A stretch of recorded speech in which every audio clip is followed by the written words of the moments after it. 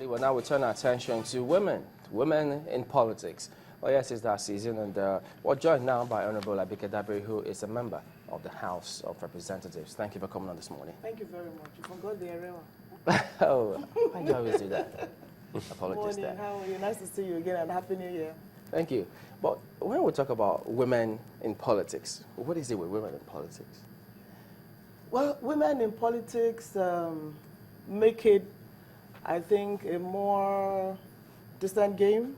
And I keep saying, the more women in politics, when the men are shouting fire for fire, you are there to shout water for fire.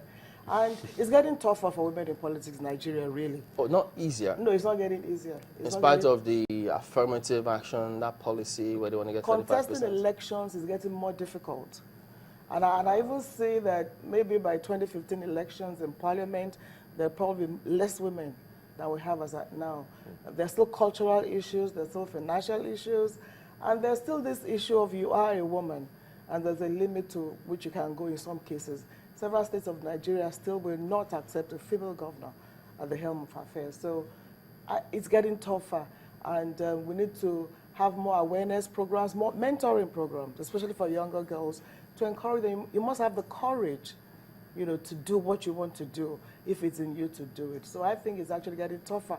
And then the political scenario is getting, there's a lot more violence, and I guess it's affecting the issue of women participation. Well, INEC has been speaking up. They want political parties to do more affirmative action. They want more women to come forward for elective positions. Is this helping? That would help, because it starts with the political parties. And I'll say that for major political parties in Nigeria today, you don't have women at the top of affairs of political parties in Nigeria. But in APC, a conscious attempt is being made to ensure that, you know, women's voices are heard, at least within the party hierarchy. And wherever they do, they include women. Yes, there's the issue of don't pay for your forms. It's okay, but I think it's still tokenism. Because at the end of the day, you're still competing. But I'm not saying that vote for me because I'm a woman. You know, there are women who are competent, who are capable, but who still have these issues and challenges. So things we need to do. One, women need to mentor women more. Because really, these challenges should not stop us. More mentoring for women, which I intend to do a lot more as time goes on. Let's encourage one another, and then let's support one another. With women being more than half of the population, and you carry the youth along too, there's really no reason why women should not, qualified, competent women, be elected into more positions in Nigeria. Well, what exactly, Sarah Marco, what exactly are the drawbacks? Because when we talk about now we having less women, when we thought that people like yourself and others that have been there should have been able to spur others to come into the fray, is it about money? Is it about having your own thugs? Apologies there, because when you talk about violence, what are the drawbacks for women? Cultural. There's still cultural drawbacks. And I'll say that I believe that, I mean, with all sense of modesty, I've been able to get a lot more women involved, especially younger women. And that's why I focus a lot of mentoring. And not even women of my age, younger girls, you know, be who you want to be. Have the courage to go there and take part. You may fall, but you're going to rise again. That is the message I, you know, send out to them. I talk to them a lot. So really, there are still cultural challenges, basically. There are still economic challenges, basically. And then really, political parties should stop paying lip service to women contesting elective positions in Nigeria. Yes, you are going to the field with the man, but I'm telling you, we have competent, capable women. You go on the field, contest with the men. I mean, I'm not going to say, a man is not going to say, oh, I want a woman, just come and take my seat. It's not going to be easy. It's tough, and it's getting tougher, but we should not give up. Are we having, when you say it's getting tougher, could it be because we don't have more women coming into politics or less of them coming into politics? I think the environment, the enabling environment, is not, there's not, I won't say the playing field is level enough. But however, I keep saying that the only thing stopping us will be ourselves. I still believe so. I mean, when I was going to go into politics, I had a very good job. I went to my constituency, started asking questions, attended ward meetings for about 4 months before making up my mind that I'll contest elections. You know, and I took a challenge, I took a risk. Nothing ventured, nothing gained. A lot of women are afraid they tell me, it's dirty. But I keep saying, if you are dirty, you play dirty. So you should be who you are, and most importantly, be a woman of dignity, of integrity, and of service, you know? Do you get bullied? Well, when I get bullied, I bully you back. I don't allow that to... I won't say the word bullied, but there are still people who look at you and say, you know, there was a particular guy who said to me, I like you so much, but I can't call you my leader because you're a woman. And really? Oh, yes. A member of parliament, I think the last one. And I kept harassing him till he apologized openly, publicly, and he said it was just a joke. I said, that's a bad joke. You made me feel like I'm less than a human being if you talk to me like that. So I won't say bullying, but I will say that there are times it gets really frustrating. But life itself gets to you sometimes. So, and I take it as you're doing a job. Just do that job well.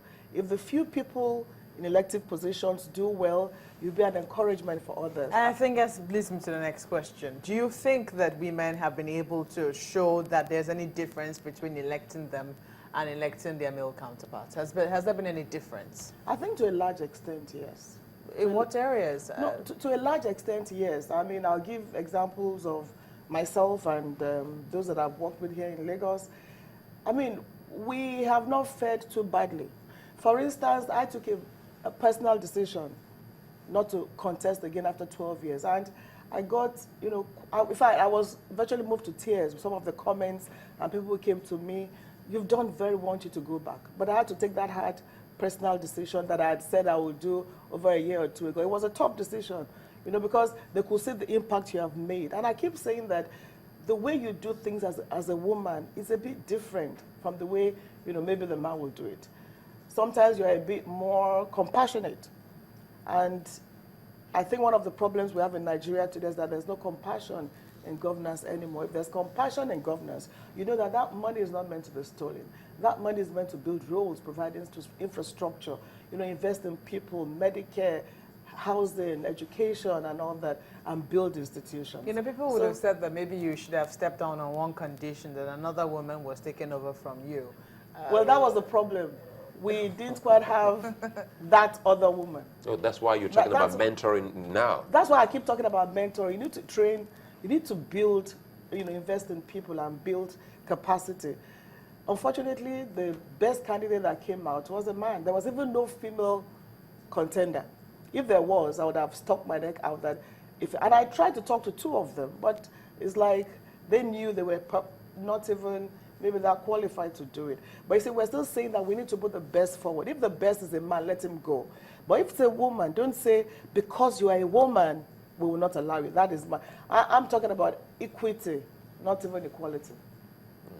The reason why this question is important is because the National Assembly, which you represent, has also been on the forefront of, you know, bashing, as it were. A lot of people do not either have confidence in the National Assembly, or, you know, there are stories of corruption bedeviling the Assembly. There are stories of, oh, they take 25% of, you know, the nation's resources, and people are wondering, what difference does it make when women are there? They're making the same money that the men are making. You know, they're not making noise about the money when that somebody they're said to me, oh, you're making, what did you say, 25? No, he said 300 million. I said, let somebody else go and make it, if you're making that much money. Let me tell you two problems, which I think the National Assembly as an institution should deal with.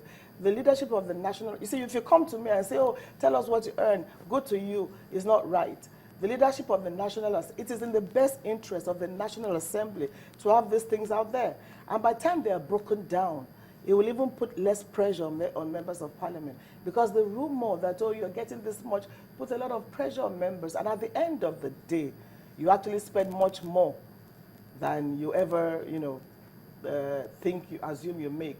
So I think as we move on as a parliament in building the institution, you should make it open. This is what you get to run your office. I mean, there's something to run this studio. It's not from your pocket.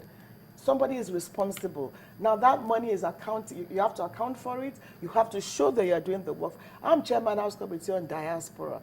I don't get anything to run the committee. We have to bend over backwards. We have to be creative to travel across the world to intervene in case of Nigerians abroad. When you look at the places we've gone to, from South Africa to Brazil to India, we have to be creative in making it's possible. We don't rely on any extra funding or anything. You know, in fact, you're spending more, like I said, than you ever think you're making. So the National Assembly should, as we progress, you know, make it a public document, just as you go to some countries, and then you realize that all that is an exaggeration.